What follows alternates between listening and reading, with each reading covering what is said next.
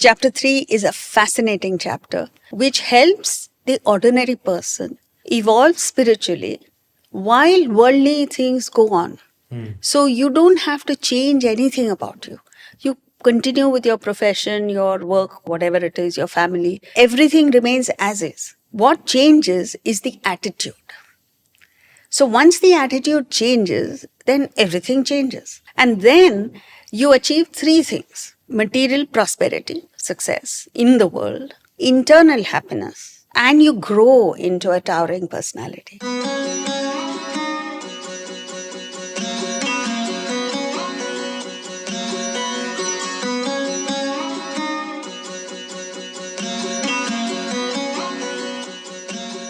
Namaste and welcome to episode 17 of our show on the Bhagavad Gita with Srimati Jaya, renowned teacher of Vedanta and also my mother. I'm your host Ajay and welcome to the show.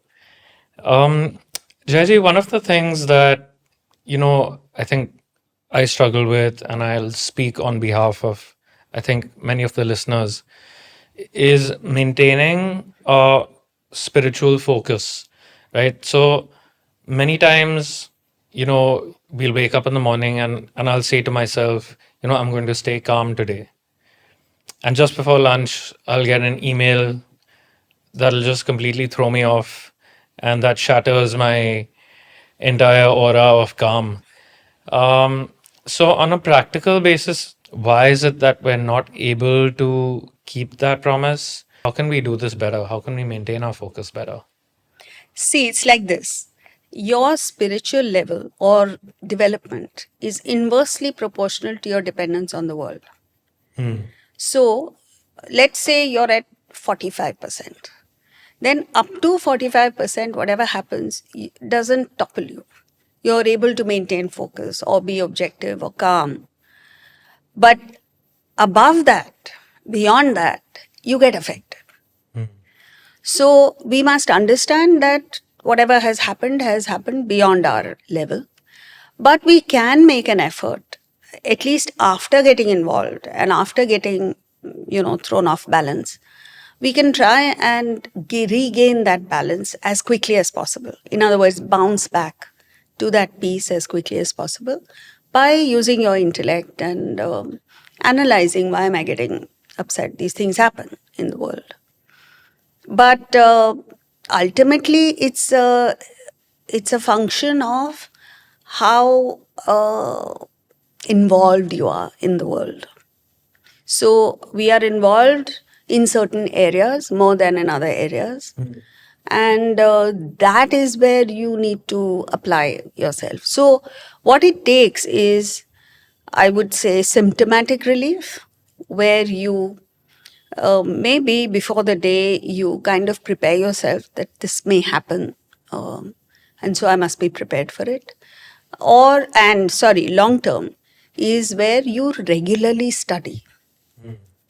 You embark on a spiritual course of Karma Yoga, Bhakti Yoga and Jnana Yoga. So early morning study, some exposure to higher values, and then you notice that you're able to hold your own much better during the day.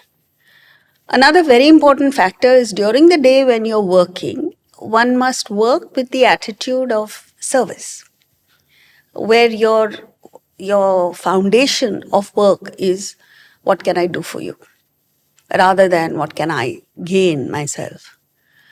And exposure to music for at least 30 minutes a day, when you're in the car, when you have some free time, uplifting music, that really works wonders. So if you try and slip that in your daily routine, then you'll find that it's easier to be calm. But we are not doing this, by and large. And so what happens is, either you remain status quo, or depending on the challenge that comes, you dip further. Yeah. You used a word involved when you were speaking. Can you like break that down for us in terms of when you say you're involved, what does that mean exactly? Yeah, it's like this. Let's take the example of your daughter going to Goa with her friends. Now she's totally involved. You can see that she's excited, she's planning, she's doing this, that, and the other. But as a parent, you also get involved. And then you have to pull back and say, why am I uselessly getting involved? Of course, you must be concerned, you must be supportive, you must do all that you're supposed to do. Without that extra involvement, now I don't know how to express it in any other way. Could we You say get attached. Yeah. So it kind of throws you off balance. Mentally, you're not quite there. You are also excited. And sometimes the parent is more excited than the child. So it's whether it is going on a trip or an exam, this is with reference to the child. But when our work, our daily life comes in, if you are involved in your work, then every little thing upsets you. When involved is attached again. Yeah. To the extent to which one is vulnerable. Yes. I think that would, what you're saying is involved is the extent to which one is Affected. vulnerable. Yeah. Yes. Affected. So there are 3 states of equilibrium. One is like a cone on its apex. Yeah. It's unstable all the time. So you need everything in the world to support you. And so you're maximum involved and suffering. Yeah. So that's to maintain your peace of mind takes a lot. Yes. Then the intermediary stage is where the cone is lying on its side. So by itself it's stable. But the slightest thing sends the cone off into motion. And it takes a long time for it to come back to stability. But the best is where you're like a cone on its base. Even when it's tilted. So even when you're faced with a challenge, you might temporarily get thrown off balance a little, but you quickly come back and hold your own. That is a high state of spiritual development. But you may notice that in certain cases, you're able to be calm. But in other cases, you're more vulnerable. So that is where you have to prepare yourself from the beginning and make sure that you don't get affected that much. It's also a reflection of your attachment to things and people. Like there may be maximum attachment to the child, not so much attachment to money. There are people who are the other way around. So it depends on your personality. So also another factor in this, in being able to maintain one's focus, spiritual focus, is also the environment, right? To an extent, is the environment conducive to help us manifest our spiritual, desire or calmness or whatever it is, that spiritual tendency. But sometimes the environment doesn't lend itself easily to that, right? So, like, suppose someone is in a difficult work environment, and you're not able to bring out the best of yourself. Like, how do you deal with that, right? Like, is the solution to change the environment to something that is more conducive? If yes, then what happens then when I change and that environment stops being conducive again? Then do I have to keep on looking for a new environment, or like, what is the solution for that? See, firstly, you need to analyze and understand whether the environment that you are in is something you can't change. Like family, for instance. You're born in a family, you can't change that. Correct. But, or is it something that you can easily change? If so, change it. Yeah. But the actual solution is to come to terms with it and find your peace in that. Then what happens is miraculously, because your thoughts have changed, the environment also changes. And then that is a permanent change. So that is more in sync with your personality. So you're able to put in more effort and grow. So this is what the 6th chapter of the Bhagavad Gita says. Because Arjuna asks a question, what if I fail? Then what happens? So Krishna answers that you will be propelled into an environment which is in sync with your inner personality. And then that, because it's a calmer environment, because it's more conducive to your spiritual growth, and you're putting in more effort, you grow faster. But, nowadays what happens is there is this knee-jerk reaction. Oh, I don't like this, so let me change. Yeah. That is not advisable. Because then everywhere you'll find something or the other that doesn't match with your inner being. Yeah. It becomes a crutch it becomes an excuse, it becomes a way out when actually you're not dealing with the cause of the issue. Which is within. Yeah. Yeah. Coming back to this spiritual focus, one of the in Indian uh, mythology, there is a story about Lord Ram, Lord Hanuman, when he is given a gift of the pearl necklace, and he holds it to his ear, and he then throws it, and then he says.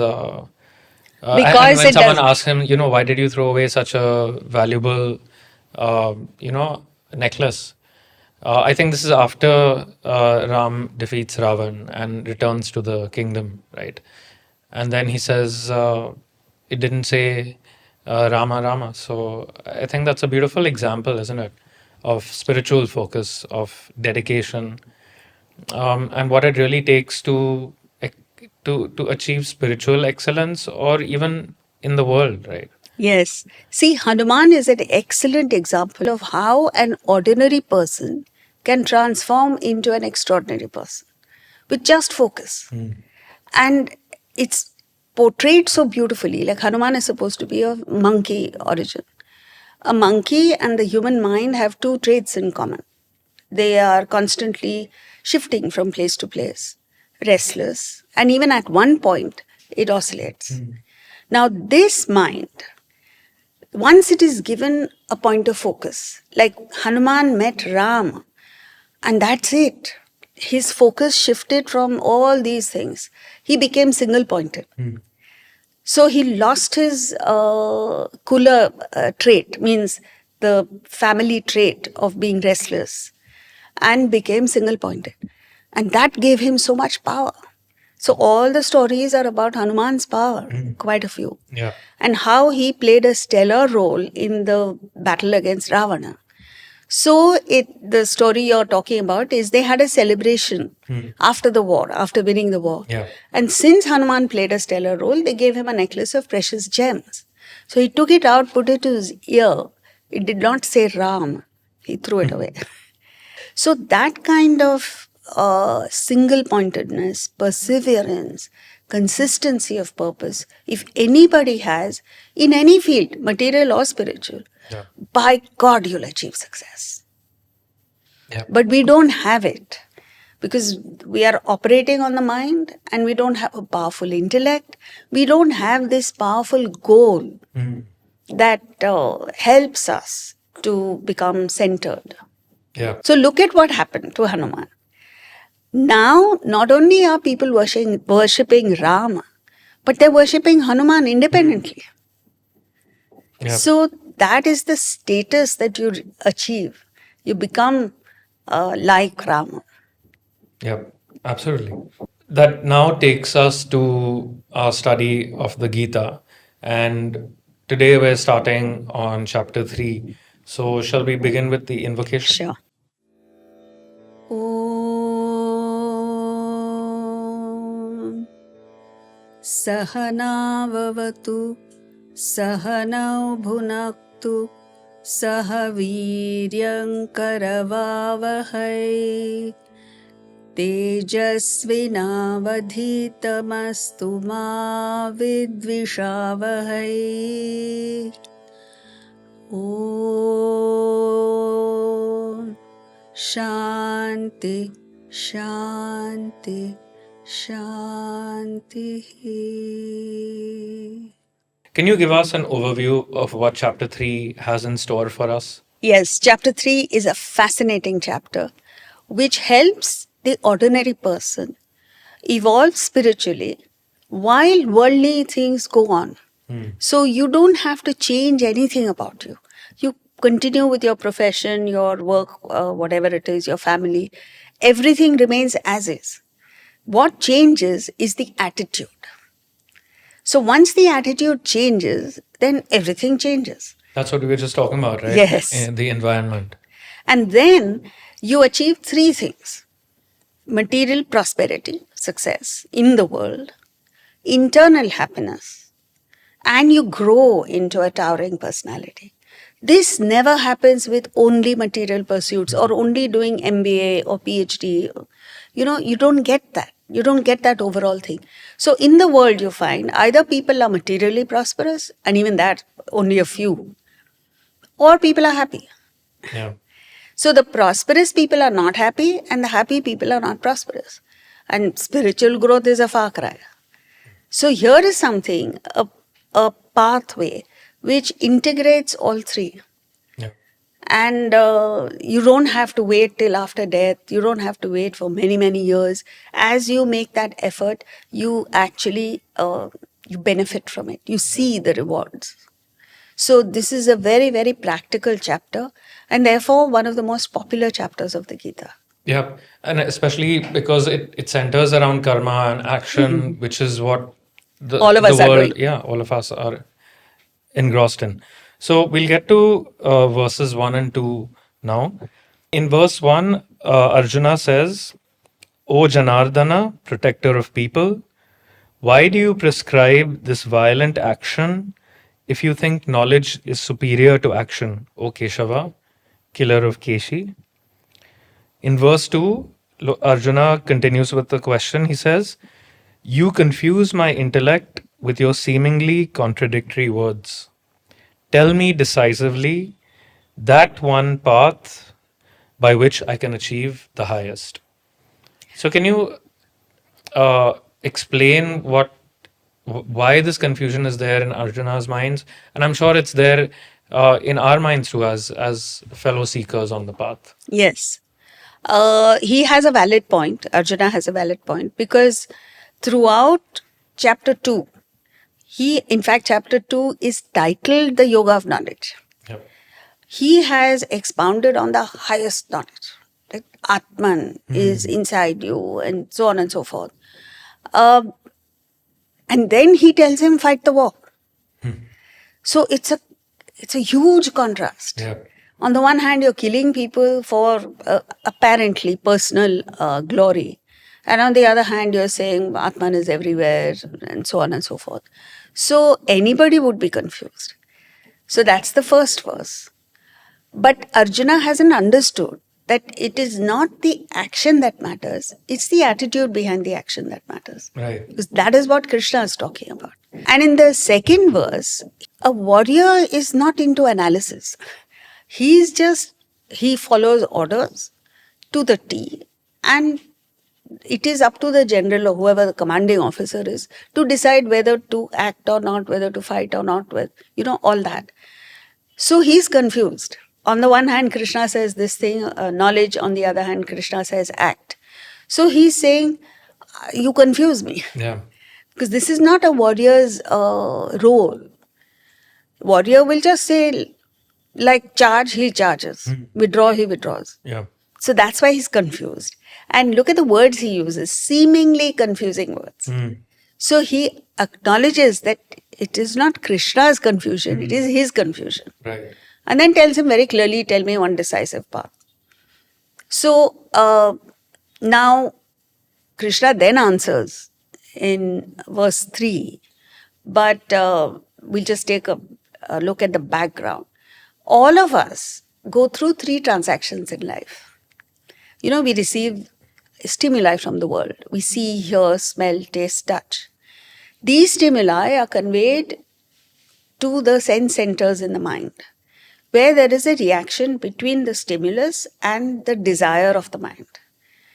And then thereafter, the mind decides a reaction or response back into the world.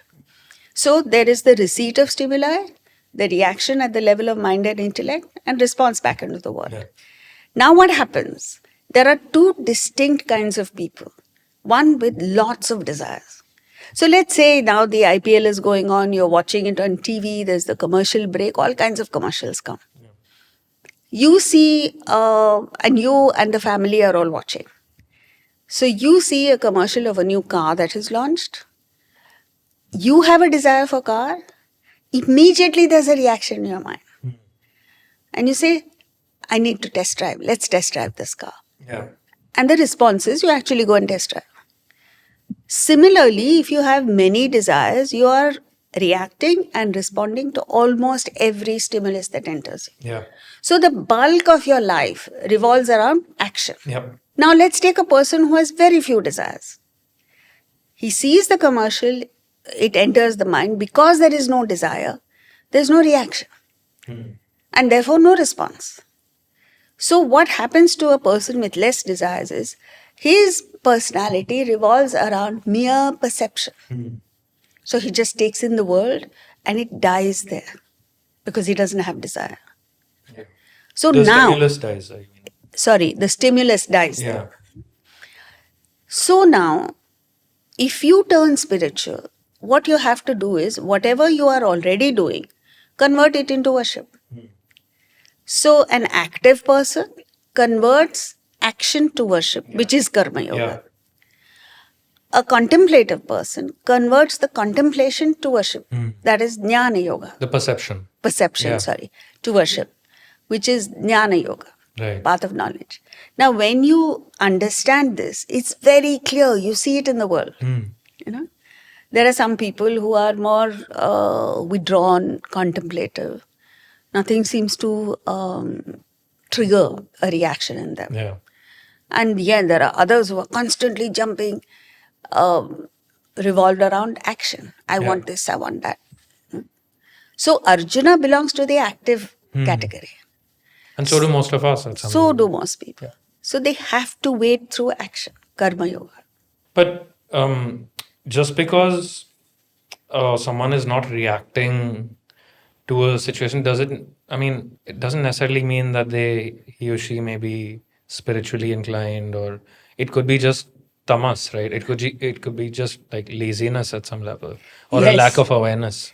Yes, I'm glad you brought this out because I was going to bring in that proviso, the condition. Yeah, because sometimes you come across people, and not to judge, but sometimes like you think that the person is indifferent and all of that, but actually the person is quite aware of what is happening. You think the person doesn't care, you think the person is indifferent, but it's not necessarily the case, right? Like, Yes. And in fact, what you're saying is a person could be a tamasic person Yeah. and not react. Correct. So you may mistake him. So tamas and sattva are close. The difference is in knowledge, Right. in awareness. So if you're not reacting because you are established in a higher pursuit or higher knowledge, then it is sattva. If you're not reacting because you just couldn't care less, you're indifferent, then it's tamas. Yep. So one must be careful to distinguish between the two within us and when you're dealing with others. Right. In verse 3, Lord Krishna says, O Anagha, sinless one, since ancient times the twofold path was given by me to this world, the path of knowledge for the contemplative and the path of action for the active. I mean, this is kind of what you've covered. Yes. Yeah. It's like this. If you have, like, let's use the example of chemistry. You have two test tubes. In one, you have a substance already there. In the other, there is nothing. Now you pour acid into both. If you pour acid into the test tube which already has a substance, there is an immediate effervescence. Yeah. Whereas in the empty test tube, even if you put concentrated acid, there is no reaction whatsoever. So a a contemplative person is like the empty test tube. And a man of action is like that test tube with the substance in it. Yeah. So we need to analyze ourselves and see where we belong. See, we are not 100% one or the other. We are predominantly one or the other. So, actually, what is recommended is that both the path of action and knowledge have to be practiced by us in proportion to our personality. So, give it a little knowledge, bulk may be action. Yeah. And then there's a meteoric rise in the personality. And what we need to examine here, or what is noticeable here, is that Krishna addresses Arjuna as Anagha. Anagha means one without sin. It's not that Arjuna was a realized soul, Yeah. but when Krishna sees Arjuna, he doesn't see the sin, he doesn't see the confusion, he just sees purity in him. And that is an indication to us that when we look at people, if we are seeing negativity, it means the negativity is in our mind, Yeah. not out there. Yeah. And in a sense, like a lot of the times what we see in the world is what we have within us, right? Yes. It's like if you're wearing spectacles with like blue tints, then everything will appear blue. And in a sense, the lens that we see the world through is our personality, right? Yes. So if people see like are suspicious of others all the time, it means that you're suspicious of yourself at some level. Yeah. Um, Because you are not know, like that. You are yeah. not trustworthy. So you think Yeah. everyone else is like Yeah. that. So which is why it's so important for us to, like you say, to develop ourselves and improve ourselves. And then once we improve ourselves, you improve the world as a result of that, right? Yes. And the amazing thing is, what happens even if the person has negative qualities, the fact that you're seeing the positive in him, he operates from his best Yeah. with you. Yeah. So you have a fabulous experience in the world. You never see crime, negativity. Yeah. And in fact, there's so many situations in life where like you meet someone and you're talking about someone else and you're like, oh, did you hear about him? And you're like, no, because my interactions with him or her have been like so great. Yes. A lot of it in life, when you deal with people, is what you're bringing to the table, right? I mean, we don't think about that enough. I think Yeah. the energy that we bring to the table when we're meeting people, are we coming with an open mind? It's so important to bring that, to have good relationships with people, right? Yeah. So this is it, the Bhagavad Gita is so rich that you could pick up one word and learn so much from Yeah. it. And Or it's a you could- lesson for a lifetime. Yes. Yeah. Or you could just miss it. Which is why every time you read the same verse, you find new depth in Yep. it. Yeah. No, and like every verse has so many interesting perspectives and meanings depending on where you are, right? I could be in a certain frame of mind today and I'll see something from verse 3. But tomorrow I could be in a different state of mind and I'll get another lesson. Yeah. That's the beauty of spiritual knowledge and the Yes. Bhagavad Gita. So we'll move on to um, verse 4.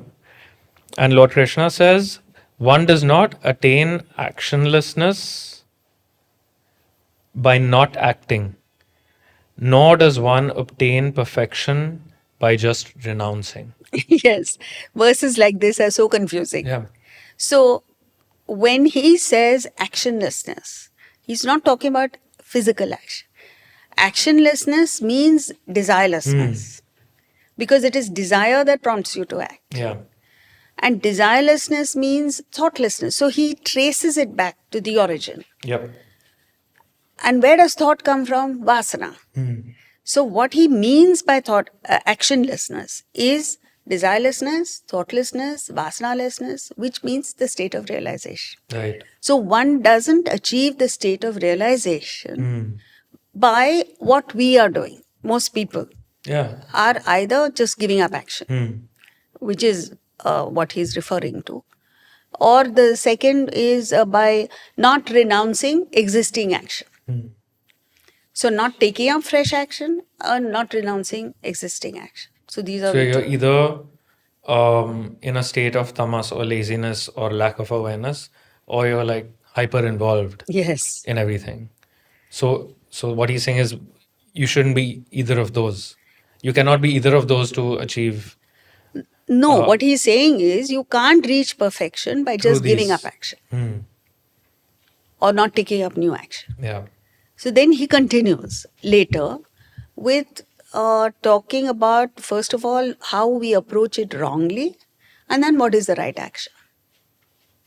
Okay. So, a very important point he brings up is that most of us, in the name of spirituality, just give up action. Hmm. So, what are we doing? If you look at the chronology of action, there is vasana, which manifests as a thought in your mind Yeah. and consolidates as desire in the intellect and fully manifests as action at the body level. Now, by merely blocking action, means from desire to action you've blocked. Yeah. What are you achieving? Such people are hypocrites because you've blocked action, but the mind is still on it. So many of us fall in that category. You know, not necessarily spiritual, but even people who are on a diet, let's say, who want to be fit, they stop eating the good things of life. And it's not that you should eat junk food all the time, Yeah. but there must be a balance, which is why throughout the Gita he talks about middle path. You know, you withdraw a little and make up with knowledge. Yeah. So that what happens is you would still have a taste for it, but your value for it goes. Yeah. So you reach a stage where you see a dish with oil floating on the surface, it turns you off. Yeah. So your mind itself moves away from it. But if you just curb action, you're not achieving anything. You're And just suppressing. Yes. And it'll come out in different ways, right? It's like a pressure Unhealthy cooker. ways. Yeah. Building pressure and Yeah. then it explodes Yes. in more dangerous ways. Yep. So it's not, this technique of living is not to be played around with. You have to go about it in a systematic manner. You have to understand your personality, your level, where you're going, where you want to go, and then go about it in a proper way, not do it just because somebody else is doing it. Yeah. And if you're just dealing with the symptoms and you don't deal with the cause, it'll keep on recurring, right? In different ways. Even that example where you spoke about diet, there's so many people who will go on these diets, lose a ton of weight, and the moment they stop dieting, they put it all back on. But at some level, to sustain even weight loss, something which is at a physical level, if the mind does not change, you cannot have sustainable change in your life, even at a physical level, right? Yes. So, what to say about spiritual or mental And pursuits? stronger desires, Yeah. they can't be wished away. Yeah. We've now come towards the end of the show. Are there some key takeaways that you'd like to leave us with for the week? Yes. The first thing we discussed was how to maintain spiritual focus Yeah. and not get involved in the world.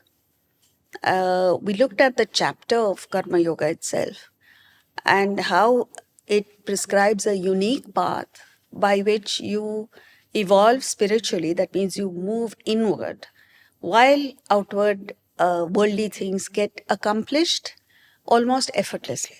Yeah. And Karma Yoga gives you not mere prosperity, but inner happiness and spiritual growth. Then we looked at Arjuna's dilemma. He's asking Krishna, on the one hand, you talk about, you eulogize knowledge, and on the other hand, you're asking me to perform this ghora karma, this terrible act of killing. Why are you confusing me? So give me one definite path and I'll do it.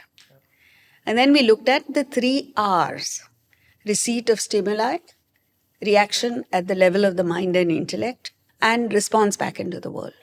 And how most people are response oriented means more active. So they follow the path of action, Karma Yoga.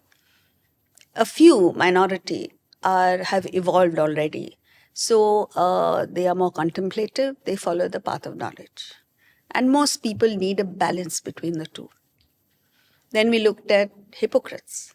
If you merely block action and not change your mind, you're a hypocrite. It doesn't help you. And then next time, I guess we'll move on. Yep. So shall we close with the invocation now? Yes. Om Purnamada Purnamidam Purnat Purnamudachyate Purnasya Purnamadaya Purnamevavashishyate. Om Shanti Shanti Shanti. Okay, thank you so much for joining us for the show this week. We hope that you've taken some lessons from it and found ways to improve your life and bring some more spiritual enrichment to it. As always, if you have any questions, you have feedback, you have ideas, please leave them in the comments below and share the show, the episode with your friends and family if you found value in it too. Have a great week ahead. See you.